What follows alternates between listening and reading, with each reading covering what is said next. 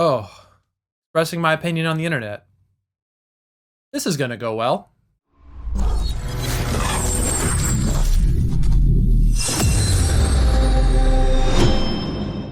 Alright, so you know why I'm here, you know what I'm gonna talk about, so without any further ado, let's get right into it. Coming in at number 9, we have The Last Jedi. Now, The Last Jedi itself as a movie is a decent movie. It has great production value, the sets look pretty good, but when it compares to the other Star Wars films, this is a terrible Star Wars movie. Now, to you, you may see this differently. There may be some things that you may get out of this that you feel like can be attributed to Star Wars. But I believe that this movie was really doing everything it possibly could to take all of the pre-existing characters and the pre-existing lore and try to blaze their own path when they really never needed to do that in the first place. I mean, just take, for example, the fact that this movie is tonally way different than The Force Awakens. And it feels like two different directors that are just constantly butting heads and vying for control. And when your plot basically consists of a rebel ship, oh, sorry, not rebel, it's resistance now, right? A resistance ship running out of fuel, and that's literally just the whole premise, is that it's a chase without any of the excitement. Yeah, no, we're in for a long day. I can't go much longer without talking about how they absolutely brutalized the character of Luke Skywalker in this movie. There are ways to make Luke Skywalker feel dejected as a character, and I'm sure that after the trauma he experienced in this movie, or at least said he experienced when it comes to what happened to his students, yeah, he would absolutely feel down in the dumps.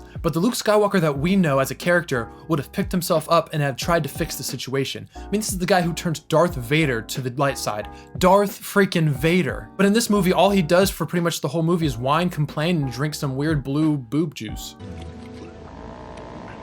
And let's not even mention what they did with Admiral Holdo. I know they tried to make this whole, oh, strong female character thing, but it does not work in this movie at all. She comes across as extremely arrogant and completely dismissive of everything Poe says, when in reality, as the lead resistance fighter for the Resistance, you would think that he would have some sort of pull in this whole organization. But no, he has to come present his ideas to Holdo, who immediately slaps him on the wrist and tells him, no, I can't tell you my plan because you're gonna know eventually. In my opinion, they tried to make Poe look like the bad guy for forming a resistance to the Resistance.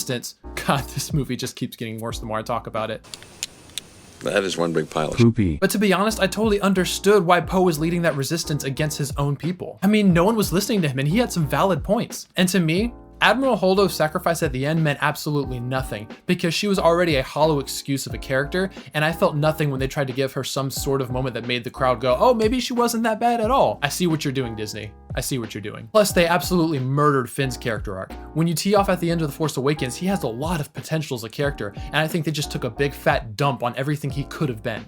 And now he's just cracking jokes and becoming even less and less of an actual believable character. And we're not even gonna talk about his romance with Rose Tico. That's how we're gonna win. Not fighting what we hate.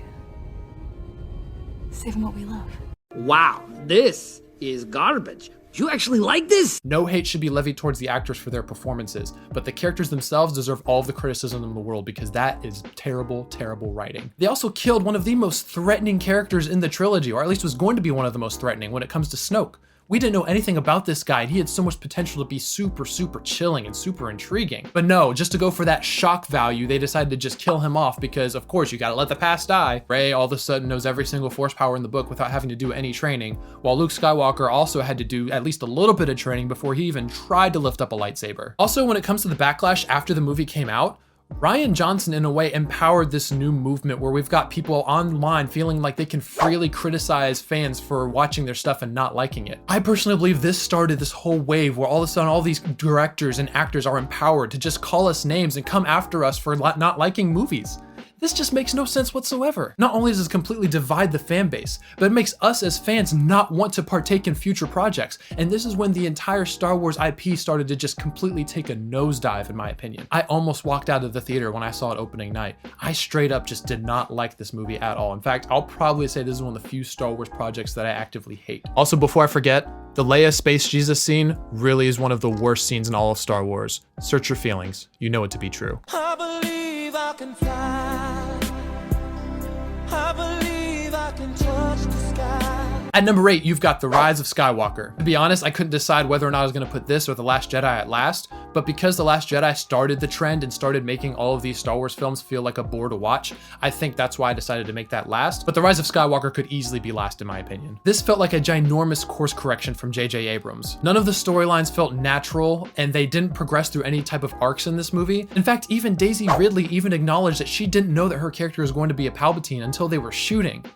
Does that sound like they had a plan to you? This movie was a empty, soulless, corporately mandated movie filled with a bunch of Easter eggs and cameos like, oh, hey, there's Lando. Hey, do you remember him? Oh, you remember Emperor Palpatine? Well, guess what? He's back, baby. Forget about any sense of logic. Forget about where he could have came from. Forget about the fact that we had an entire arc devised completely of Darth Vader turning to the light side and finally vanquishing the Emperor. Forget about all of that. That just takes a big fat steaming dump on everything that Anakin Skywalker had to sacrifice and the true redemption he experienced in the end. All for some cheap fan service. Don't ask questions. Just consume product and then get excited for next product. Almost every part of the script was cringe-inducing, not to mention pretty logic-breaking. I would literally be here all day if I pointed out to you every single thing in this movie that made absolutely no sense. And before people say, oh, Jonah, you're just nitpicking. No, I literally noticed this on the first day I went to go watch this opening night in theaters. They further ruined Finn as a character, and at this point, I officially gave up on the fact of him being even somewhat intriguing, which is really sad because out of all the characters in this entire trilogy, I feel like he had the most potential. Ray! Ray, I never told you Ray! What? Ray! Ray, come on! Ray! I can't leave her! Ray! No, Ray. And you gotta think about it. The fact that this movie came out, what was it, like 3-4 years ago? And there's been pretty much no major Star Wars movies coming out, and there's not any big plans for the next like 3, 4, maybe even 5 years. It really goes to show, no matter what Disney says and how much they try to prop up this film as a success, they really are reeling behind the scenes. And the fact that they're so scared to release any new content shows that they know that they're putting out trash content. They're just trying to lick their wounds and try to come out with something without really angering the rest of the fans. This could lead into a good thing. We could get more stuff in the future that's way better. But then also on the other end, maybe they haven't learned their lesson and they're just trying to figure out how they can further push these characters deeper than they've ever gone before when it comes to tarnishing all of their previous arcs. It just smells like desperation to me. All right, now at number 7, I have Attack of the Clones. I personally think this was probably the worst out of all of the prequel trilogy. Granted, we do get to meet Count Dooku for the first time, and I thought Christopher Lee played an amazing Count Dooku. We also get to see Obi-Wan reunited with teenage Anakin, and then we also get to see Padme. Also really cool. But ironically, I believe George Lucas was the one who held this movie back. Lucas had so much creative control over these movies, no one could really tell him no. And so everything that's in here is something he really wanted to do, and sometimes it works out really well, but then other times it leads to extremely stilted dialogue, really forced romantic scenes, because Lord, George Lucas could not write a good romantic scene to save his life. I don't like sand. It's coarse and rough and irritating. And it gets everywhere. Not like here. Here everything is soft and smooth. They're dead, every single one of them. And not just the men, but the women and the children too. Oh, Anakin, I am so hot for you right now. Also, the CGI was pretty spotty here and there, and it's almost like he was throwing a lot of stuff at the wall just to seeing what stuck. And yes, I do believe that Anakin Skywalker does come across as a little bit of a creep when it comes to how he treats Padme. But I would say that's less on Anakin Skywalker because he is still a young hormonal teenager learning how to talk to women. I think it's more so on Padme, the fact that even though she tries to shut him down, she secretly still is in love with him, and it is kind of creepy when you look at it from her perspective, but I digress. This movie really doesn't quite find its footing until it gets closer to the end. And I did like the Obi-Wan arc where he discovers all of the clones on Kamino. This sets up a lot more things to be paid off in future projects of Star Wars. And the entire fight in the Geonosian arena was really, really cool. Seeing all of the Jedi jump into action and the clones be put into full force, that was really, really cool. The final duel with Anakin, Obi-Wan versus Dooku, and finally seeing Yoda wield a lightsaber and just absolutely go to town. Yeah, that was really cool. But yeah, overall, I just don't think this movie holds up very well compared to the other movies that's ahead of this. And so that's why I'm putting it at number 7. Much to learn. You still have. At number 6, surprise, surprise, I have The Force Awakens. I personally think this is the best out of all of the sequel trilogy. When it comes to just the pure hype going into this movie, we hadn't had a good solid Star Wars movie in over a decade. And now that Disney had bought Lucasfilm, man, we were so excited to see what they could potentially do armed with a huge budget, and we at least thought they were corroborating with George Lucas. Oh man, little did we know. This movie is actually competent. It really does stand on its own 2 feet. Yeah, they do repeat a ton of previous beats, I mean, you've got, what was it, Starkiller Base with the Death Star and the fact that they had to go blow it up, and it really felt like a rehash of both episode 4 and episode 6. Got the Rebels, who are now the Resistance, Kylo Ren basically replacing Darth Vader, Rey replacing Luke Skywalker. But real quick, back to the whole Kylo Ren thing. I personally think he would have been a lot more intimidating if he would have kept his mask on pretty much through the entire movie, because he is a very intimidating character, especially when you don't know what he looks like. But then once they remove that mask, I will say he looks like a whiny little baby, and I really don't feel like that gives him a very commanding presence, but that's just my 2 cents. It's just a baby. But this movie does create a lot of intrigue. Who is Snoke? Where is Luke? All of these little questions are things that we thought were gonna get paid off down the road, but oh man, were we so wrong. But in the moment, these are some really, really cool plot threads. And oh my gosh, Finn had such potential to be a great character. We haven't really seen what happens when a stormtrooper, or in this case, a First Order trooper, defects and has a change of heart. And they could have gone a great way with this in the next 2 movies after this. But when it comes to what was presented to us in The Force Awakens, I think Finn is an amazing character who displays a lot of depth and is very torn between what he wants to do. Should he be selfish and go his own way, or should he do what's right and help out the Resistance? I'm not gonna be a complete sourpuss and just say that the movie's garbage just because I hate the sequel trilogy. I can respect the fact that the movie itself is actually fairly competent. And when I first watched it, I was pretty surprised that they killed off Harrison Ford.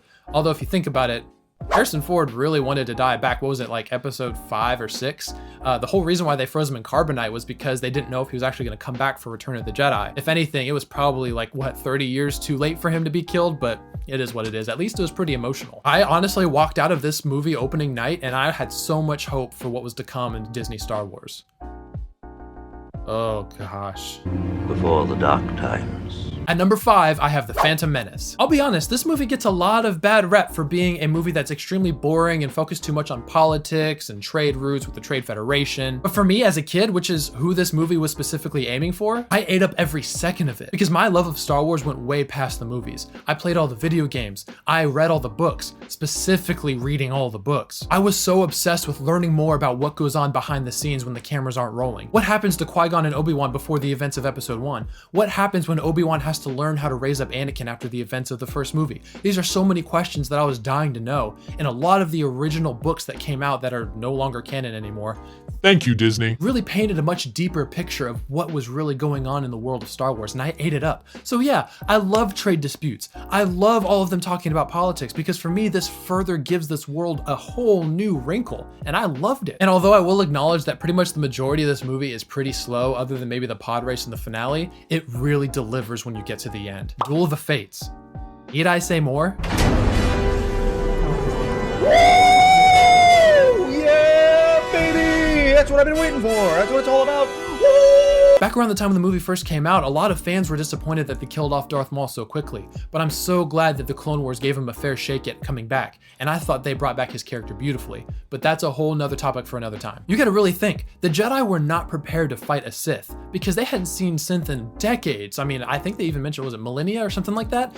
They were rusty, they were out of practice, and the fact that Qui-Gon and Obi-Wan held their own for a long time really shows that even though they weren't ready for it, they're still extremely powerful Jedi. And man, the choreography, the music, the emotions, oh my gosh, it doesn't get better than that. But I can't look at the last part of the movie and kind of use that as a blanket statement for the rest of the movie. So that's why I have it where I have on the list. At number 4, I have Return of the Jedi. In my opinion, this movie is probably the weakest of the original trilogy, but that does not mean that this is a bad movie. In fact, far from it. When it comes to the movie itself being the conclusion of George's trilogy, I think they did exceptionally well. The father-son dynamic of Vader and Luke is played out exceptionally well, and we get an extremely emotional payoff to everything that we've been leading up to. Vader's redemption felt extremely earned and very genuine by the time we get to the end of the movie. When Lucas made Vader such a terrifying and convincing villain for 2.5 movies, you really start to see more of what he is as a character. You start to see Luke start to peel back the layers that the dark side has built around him throughout all the years, and he finally gets to reach out to his father. Good stuff, man. The action set pieces are incredible. I mean, you've got Jabba's barge, you've got Endor, you've got the Emperor's throne room.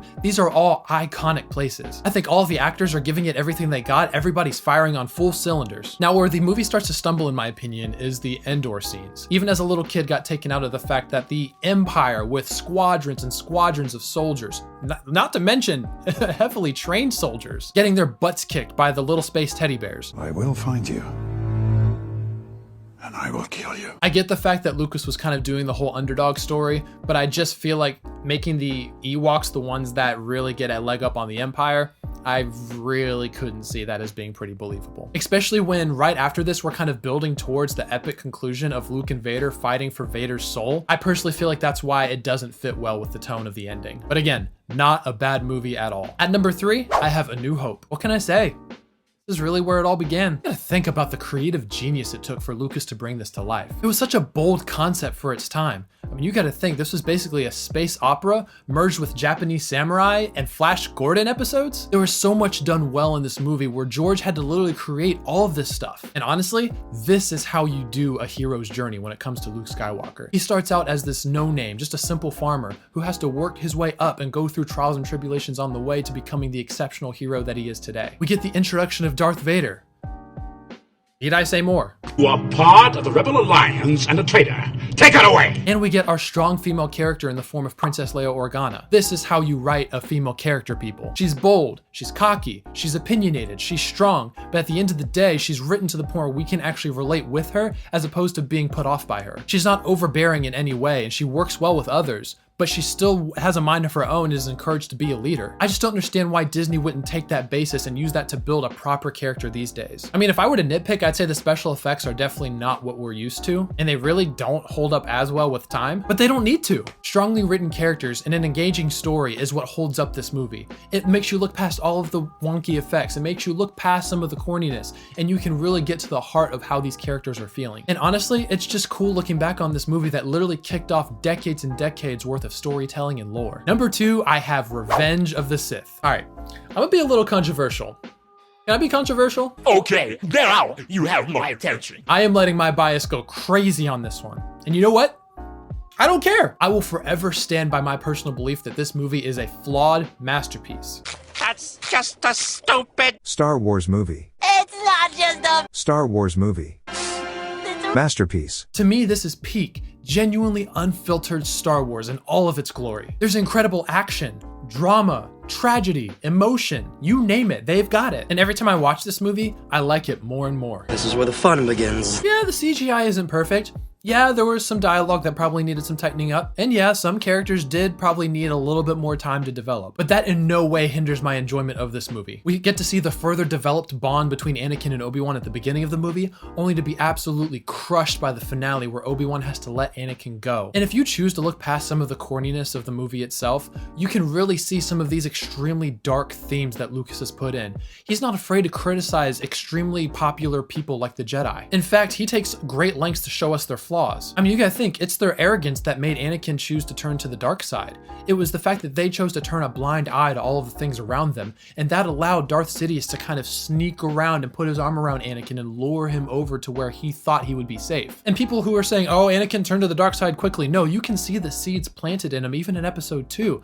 He becomes even more dissatisfied with where the Jedi are going. And to be honest, you can't even fault him. Again, Palpatine saw an emotionally compromised young man and fully took advantage of him. Also, plus we get incredible performances from Ewan McGregor, Hayden Christensen, Ian McDermott, Natalie Portman. These are all people who have been with their characters for a while, and so they can fully get into their heads of what they would be thinking. And it just makes the character so much more alive, in my opinion. And one of the reasons why I think this movie gets better with time is that if you ever take the time to watch the animated Clone Wars series, trust me, it's not just for kids. It makes both episode 2 and episode 3 so much better because it gives it so much more depth. Also, just as a quick plug, I listened to the Star Wars episode 3 audiobook on Audible, and oh my gosh, it makes it so much better. It fills in so many more of the details that Lucas may not have had time to put into the movie, and I cannot recommend it enough. If you don't like listening to audiobooks, I know for sure the episode 3 paperback is out there somewhere. I'll put it in the description if I need to so that you guys can track it down. It is definitely worth your time if you're a Star Wars fan. And now, without further ado, should be no surprise here, I have Empire Strikes Back as my favorite Star Wars movie. Out of all 9 of these movies, I believe Empire Strikes Back is the most complete and flawless movie from start to finish. There's really no tonal inconsistencies at all, and there are real stakes at hand. In fact, Lucas even had the balls to make the Empire win at the end by the time of the credits roll. This is a movie that really rides on the emotions that you feel throughout it. And from a visual perspective, the set pieces are phenomenal. Who would have known that they made the planet of Hoth look so incredibly beautiful and yet dangerous? It's literally just a big ball of snow. but they make it look amazing. And honestly, Bespin deserves all of the attention it can get. It's just such a beautifully designed city. But let's get back to the characters. I believe that this movie portrays Luke Skywalker in an extremely engaging way. We really start to see the flaws in his character. We start to see more of his recklessness, the fact that he's a little more hot-headed, and his immaturity because he chooses to end his training early to go save his friends. But his choice to do that led to him getting his absolute butt handed to him by Darth Vader. He knew he was walking into a trap, and even though he was confident enough to go into that trap, it still meant that he could have lost his life. And this again is how you write a well-written character. It can be someone who's going to be victorious, but you have to let them fall a couple of times, let them fail in order to truly pick themselves back up and be the hero that they need to be. We don't see that enough these days. I think recently what we've been getting is microwave heroes. You can just put them in the microwave, hit 5 seconds, ding, you got yourself a well-rounded character. That was easy. Also, the betrayal by Lando Calrissian really puts Han and Leia at their lowest as well. And Lando's change of heart is way more believable once you see from his perspective how truly evil the Empire really is. So it really goes to show Lando's not an evil guy. He was just trying to save his skin and look out for his people. But once he saw how incredibly evil the Empire is, he was willing to do whatever it took to right his wrongs and save his friends. Again, these are just few examples of some incredible character portrayals. Kind of jumping back over to the visual side, the cinematography, especially the fight between Luke and Vader, is absolutely breathtaking. Some of the shots are so ominous, and it makes Vader seem so much more threatening and intimidating. With a lot of the camera kind of being from Luke's perspective, looking up at Vader kind of looming over him, it really portrays the seriousness of, oh my gosh, Vader might actually kill Luke. Of course, we know that Vader's toying with him, but still, it kind of puts that thought in your mind, especially seeing it for the first time. The claustrophobia that Luke has to feel every time he has to squeeze through vents and grates, and he fights Vader in these enclosed hallways. It's just incredible. And of course, you've got the dramatic reveal of Vader revealing that he's Luke's father. I mean, it really doesn't get any better than that, man. It's just chef's kiss. Perfection. And there you go. That is my strictly biased and personal ranking of all 9 Star Wars movies. Let me know in the comments how you would rank each episode from worst to best. I mean, or you could write a paragraph about how absolutely wrong I am. Either way works for me. Leave a like if you enjoyed this video, subscribe if you're new, and I'll see y'all next time.